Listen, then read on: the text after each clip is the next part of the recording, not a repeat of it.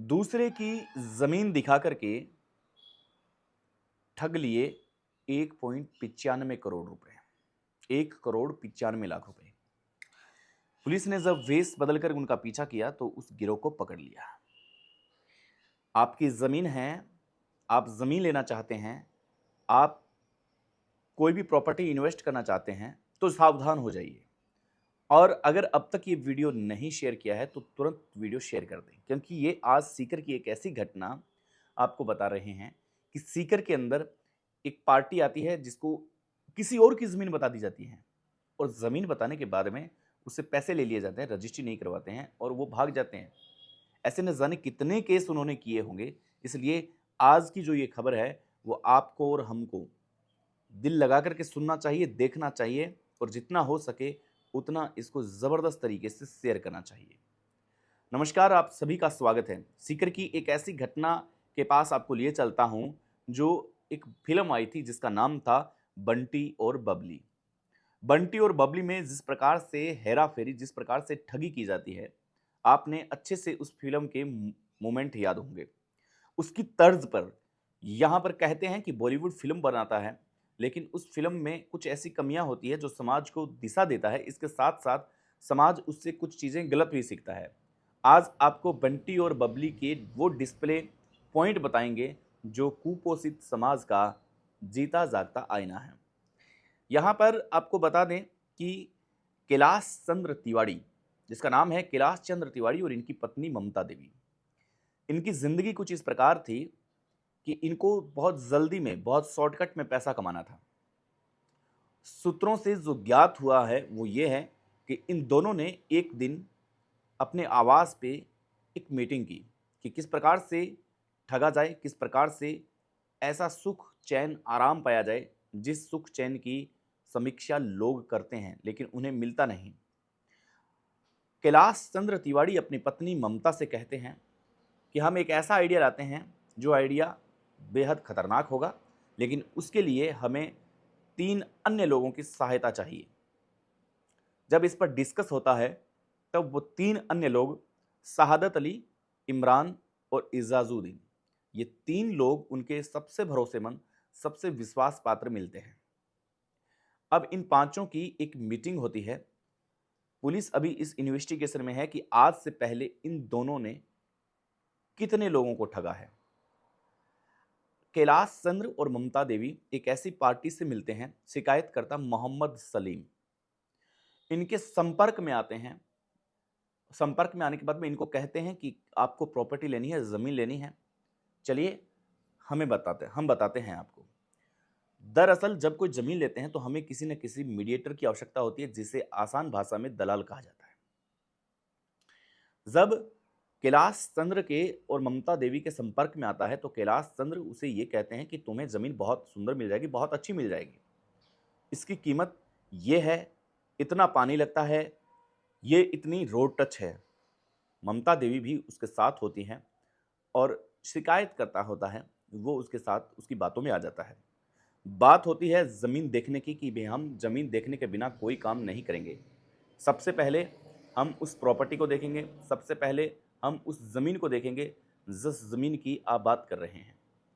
अब तारीख तय होती है कि भाई इस तारीख को आप यहाँ आ जाना, आपको हम ज़मीन के लिए, ज़मीन दिखाने के लिए लिए चलते हैं। तारीख वार सब तय होता है। जब शिकायतकर्ता ये कहता है कि आज ही हम चलें, तो प्रॉब्लम क्या है? तो कहते हैं कि आज हमें वक़्त नहीं है, वक़्त की कमी है, आप इस तारीख को आ जाएँ, इस तारीख को हम आराम से चले जाएँगे, तुम चिंता मत करो, तुम्हारे लिए ज़मीन सोने का अंडा जैसा है। शिकायतकर्ता इसकी बातों में आ जाता है और कहता है कि चलो ठीक है, इस डेट को फ़िक्स करते हैं। अब जैसे ही वो यहाँ से जाता है तो पीछे एक युक्ति बनती है कि हम इसे कौन-सी ज़मीन बताएँगे। जिस ज़मीन को हम बताएँगे वहाँ पर पहले से मौजूद शहादत अली, इमरान और इज़ाज़ुद्दीन होंगे, जो ज़मीन बता रहे हैं। ज़मीन किसी और की है, एक अच्छी-सी कोठी बनी हुई है, ज़मीन के अंदर एक अच्छा मकान बना हुआ है। इज़ाज़ुद्दीन, शहादत अली और ये इमरान, ये पहले उस ज़मीन में चले जाएँगे और ज़मीन में जाके उस घर वालों के साथ इस प्रकार की बात करेंगे कि हम तो यहाँ रास्ते से जा रहे थे, हमारे कोई मिलने वाले आ रहे हैं, तो हमें थोड़ा चाय-पानी पिला देना, हम आपके पास ही थे। तो हमने सोचा कि चलो हम मिल लेते हैं। अब जिसकी ज़मीन बता रहे हैं वो थोड़ा-सा जानकार है, उसे इस बात का पता नहीं है कि मेरी ज़मीन को किसी और पार्टी को बताया जा रहा है, कोई और दिखाया जा रहा है। अब जैसे ही ये 3 व्यक्ति वहाँ बैठ जाते हैं, तो एंट्री होती है कैलाश चंद्र, ममता देवी और साथ में जो शिकायत करता है वो। शिकायतकर्ता के साथ 1-2 व्यक्ति और आते हैं जो पार्टी होती है। अब वो जब आते हैं, तब उनका वेलकम किया जाता है। और पहले से इस प्रकार का ड्रामा क्रिएट होता है कि जिसके घर में ये बैठे हैं, जिसके पास ये बैठे हैं, वो वहाँ से उठ के चला जाता है, क्योंकि उनको बता दिया जाता है कि हमें 5 मिनट की मीटिंग करनी है, आप कृपया चाय पिला देना। तो फिर जैसे ही वो चाय पानी पीते हैं, वहाँ का व्यक्ति वो उनके पास नहीं बैठता है, वो अपने काम में चला जाता है कि ठीक है, ये कोई अपनी पर्सनल मीटिंग कर रहे हैं, अपने घर आए हैं, अपने इनको कमरा दे देते हैं।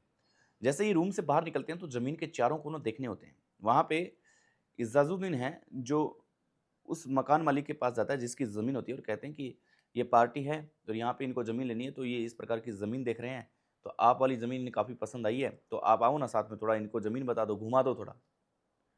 तो वो व्यक्ति साथ में आता है, वो व्यक्ति कहता है कि देखो जी, यहाँ पे हमें तो इतने साल हो गए, ये ज़मीन ऐसे है, इस ज़मीन में इतनी पैदावार होती है, बहुत अच्छी ज़मीन है यहाँ की। अब वो इतना कह के इज़ाज़ुद्दीन उसको कहता है कि भाई साहब एक मिनट इधर आना।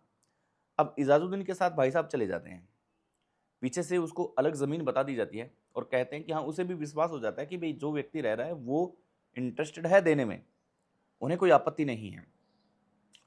अब बात होती है ममता देवी और कैलाश चंद्र तिवारी के घर पे कि चलिए आप आइए वहाँ पे हम बातचीत करते हैं।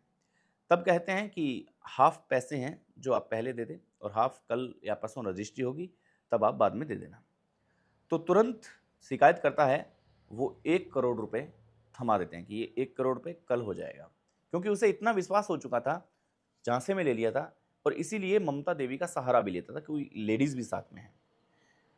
अब जब बात आती है रजिस्ट्री की, तो कहते हैं कि हाँ, रजिस्ट्री के लिए आप आएँ, रजिस्ट्री के लिए पार्टी तैयार है, सब कुछ तैयार है, लेकिन आपको कुछ पैसा और देना पड़ेगा क्योंकि इतना खर्चा यहाँ लग गया, इतना खर्चा यहाँ लग गया, ऐसे में थोड़ी दिक्कत आ रही है। तो आप चिंता न करें, आप इतना पैसा और दे दें, आप प्रॉब्लम वाली कोई बात नहीं है। अब जो पार्टी होगी वो ये सोचेगी भाई 1 करोड़ रुपया दे दिया, अब अगर नहीं दिए तो पूरे रुपए डूब सकते हैं।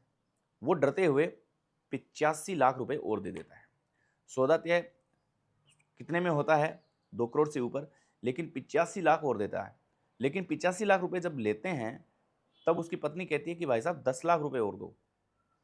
1 करोड़ 95 लाख कर दो, ना आपका ना हमारा, और आप तुरंत आ जाएँ और आपकी रजिस्ट्री कल हो जाएगी। वो 10 लाख रुपए और थमा देते हैं, यानी कि 1 करोड़ 95 लाख रुपए की राशि दे दी जाती है। अब यहाँ पे सारी बातें हो जाती हैं, वो अपने घर चले जाते हैं, लेकिन जब रजिस्ट्री कराने का दिन आता है, तब ये व्यक्ति फ़ोन नहीं उठाते हैं। इसकी कॉल रिसीव नहीं की जाती है। अब यहाँ पे शहादत अली, इमरान और इजाज़ुद्दीन, इनके भी फ़ोन नहीं लग रहे हैं, कैलाश चंद्र के भी फ़ोन नहीं लग रहे हैं, ममता देवी के भी फ़ोन नहीं लग रहे हैं, सबके फ़ोन नहीं लग रहे हैं। अगर लग रहे हैं, तो वो उठा नहीं रहे हैं। अब शिकायतकर्ता मोहम्मद सलीम है, वो पुलिस के पास जाता है और कंप्लेंट दर्ज कराता है।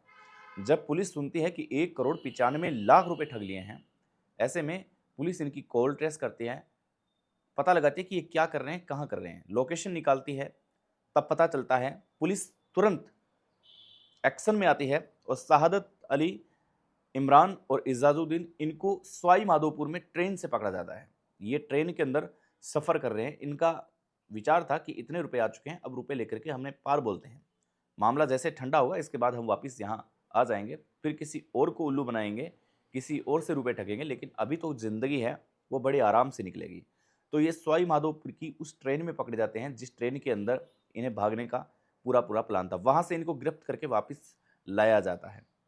तो कैलाश चंद्र और ममता देवी, इनको भी गिरफ्त में ले लिया जाता है। ये जो बंटी और बबली फ़िल्म की तर्ज पर जिस प्रकार से ठगने का प्रयास किया गया, ये वाक़ई में कहता है कि आप किसी पर भी विश्वास न करें।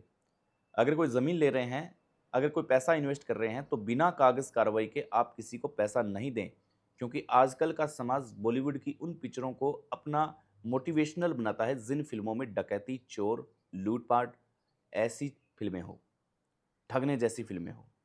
मिलते हैं नई स्टोरी के साथ। तब तक के लिए धन्यवाद, नमस्कार, जय हिंद।